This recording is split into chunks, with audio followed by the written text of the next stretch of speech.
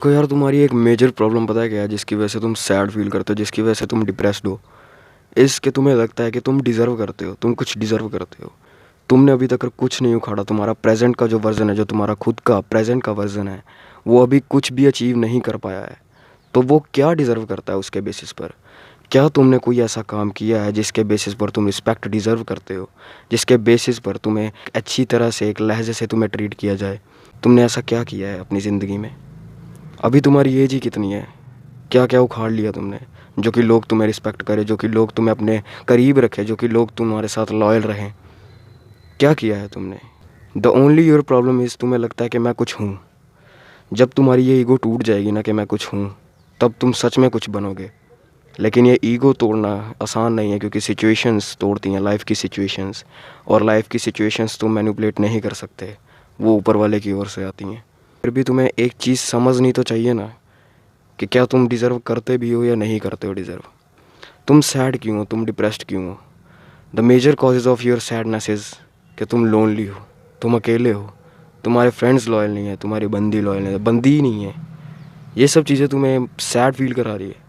तुम्हें ये सब चीज़ें सैड फील नहीं करा रही कि अभी तक मैंने कुछ किया नहीं, अभी तक मेरा कहीं पर नाम नहीं हुआ है, अभी तक मैंने कुछ अचीव नहीं किया है, अभी तक मैंने माँ बाप को प्राउड फील नहीं करवाया खुद पर। ये सब चीज़ें तुम्हें सैड फील नहीं करा रही। तुम्हें चीज़ें जो सैड फील करा रही हैं इस, तुम्हारे फ्रेंड्स लॉयल नहीं हैं, वो तुम्हें बुलाते नहीं, खाने पीने जाते हैं, गेड़ी मारने जाते हैं, तुम्हें नहीं बुलाया जाता। तुम्हारी बंदी नहीं है, या फिर बंदी है तो लॉयल नहीं है, दूसरे के साथ बात कर रही है, दूसरे का अटेंशन ग्रेव कर रही है। ये सब चीज़ें तुम्हें सैड फील कराती हैं। कहीं ना कहीं तुम्हारे स्टैंडर्ड्स भी इतने गिरे हुए हैं कि अगर तुम डिज़र्व करते भी थे ना कोई चीज़, तो वो तुम डिज़र्व करने वाली चीज़ें भी तुमसे छिन जाएंगी।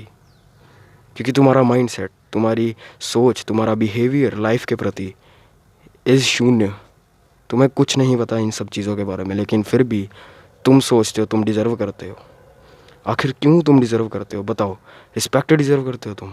क्या उखाड़ा है, क्या है तुम्हें दम है? किस चीज़ में दम है तुम्हारे पास? किस चीज़ में दम है? लाइफ के किस एस्पेक्ट में महारत हासिल कर चुके हो? किस लाइफ एस्पेक्ट में तुमने महारत हासिल की है? बताओ मुझे। क्या तुम इतने ज़्यादा जेनेटिकली ब्लेस्ड हो कि तुम्हें कोई प्यार करे? हो? बताओ मुझे। मुझे पता है ये चीज़ें कड़वी हैं, क्योंकि ये सब चीज़ें तुम्हारे हाथ में नहीं है। लेकिन फिर भी अगर तुम सोचते हो तुम डिज़र्व करते हो, तो तुम्हारा ये भ्रम टूटना चाहिए, तुम्हारी ये ईगो टूटनी चाहिए। क्या तुम इतने स्ट्रेंथफुल हो, क्या तुम इतने पावरफुल हो कि तुम्हें रिस्पेक्ट दी जाए लड़कों के द्वारा या फिर फ्रेंड्स के द्वारा? ठोक सकते हो 3-4 बंदे एक साथ? नहीं ठोक सकते ना। तुम्हें अपनी वैल्यू पता होनी चाहिए। क्या तुमने इतनी मनी अर्न की है कि तुम कोई भी रिसोर्स लाकर यहाँ पर रख सकते हो अपने सामने, या फिर दोस्तों के लिए, फैमिली के लिए? कोई भी रिसोर्स तुम सोचना भी ना पड़े, एक चुटकी में यहाँ पर ला कर रख दो। इतनी तुम्हारे पास मनी है, या इतनी तुम्हारे पास पावर है, या इतने तुम्हारे पास रिसोर्सेज हैं, किए हैं तुमने इकट्ठा रिसोर्सेज? अगर तुमने कुछ किया ही नहीं है, तो तुम किस बेसिस पर डिज़र्व करते हो किसी भी चीज़ को? प्यार को, शोहरत को, नेम को, फेम को, फ्रेंड्स को, लॉयल्टी को? तुम्हारे पास कुछ प्रोवाइड करने के लिए है ही नहीं, तो कोई तुम्हारे पास क्यों आएगा? तुम्हें लोगों के दिमागों को पढ़ना नहीं आता, तुम्हें साइकोलॉजी के बारे में नहीं पता, तो तुम पावर डिमांड कैसे कर सकते हो? तुम लॉयल्टी डिमांड कैसे कर सकते हो? तुम एक अच्छा भाईचारा कैसे डिमांड कर सकते हो, जब तुम्हें उन भाइयों की ज़रूरतें क्या हैं, उन भाइयों की इमोशनल नीड या नीड्स क्या हैं, वही नहीं पता? तो तुम छोटी छोटी बातों से दुख जाते हो, तुम छोटी छोटी बातों से बुरा मान जाते हो। तो तुम कैसे उम्मीद कर सकते हो कि लोग तुम्हारे साथ बना कर रखें, जब तुम ही नहीं उनके साथ बना के रख रहे? तुम्हें कुछ ना कुछ करना पड़ेगा इस ईगो को जो कि तुम्हारे अंदर बसी हुई है, जो कि तुम्हें माँ बाप से मिली हुई है, क्योंकि माँ बाप तुम्हें एक अच्छे वे में ट्रीट करते हैं, अच्छे वे में खाना खाना खिलाते हैं, तुम्हारी प्लेट भी बेड से आकर खुद उठाते हैं। उस ईगो को तुम्हें तोड़ना पड़ेगा कि मैं राजा बेटा हूँ, मैं राजा बाबू हूँ। उस ईगो को जब तक तुम नहीं तोड़ोगे, तब तक तुम असली ईगो जो कि खुद कुछ अचीव करने से आती है, उस ईगो को डेवलप नहीं कर पाओगे। क्योंकि तुम कुछ अचीव कर ही नहीं पाओगे तब तक जब तक तुम्हारी ये ईगो नहीं टूटेगी। 90% ऑफ द इंडिविजुअल्स इसीलिए फेल होते हैं क्योंकि उनकी ईगो आड़े आ जाती है। उनकी ईगो टूट नहीं पाती कि मैं अभी कुछ नहीं हूँ, कुछ बनना है, अभी कुछ नहीं हूँ। उन्हें लगता है मैं कुछ पहले से ही बना हुआ हूँ, या फिर मैं ऊपर से कुछ बन कर आया हूँ, या फिर भगवान ने कुछ मुझे बनाया हुआ है। भगवान ने बनाया हो भी सकता है, लेकिन उन चीज़ों पे ईगो किस बात की आ रही है तुम्हारे पास जो कि भगवान ने तुम्हें दी है? ईगो को तोड़ना पड़ेगा। तुम कुछ डिज़र्व नहीं करते अभी।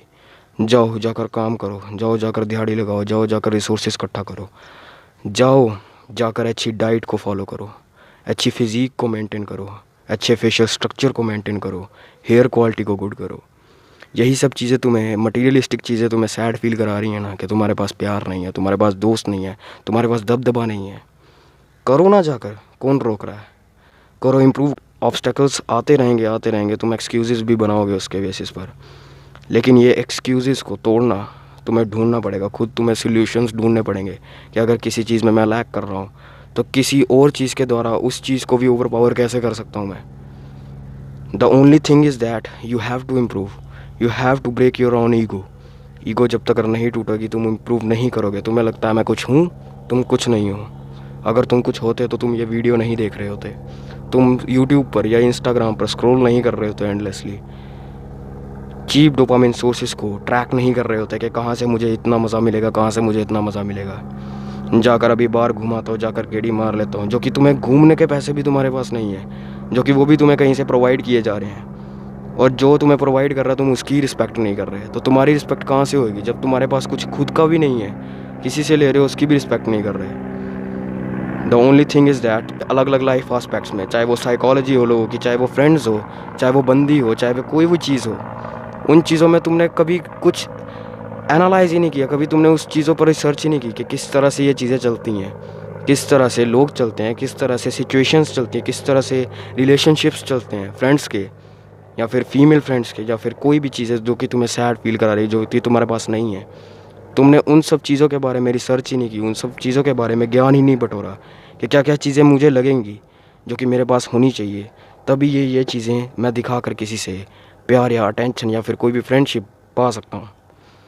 उन चीज़ों को डेवलप करो, अगर डेवलप नहीं होती तो उन चीज़ों को छोड़ दो, बाकी लाइफ आस्पेक्ट्स में इम्प्रूव करो। कुछ ना कुछ तो हाथ लगेगा।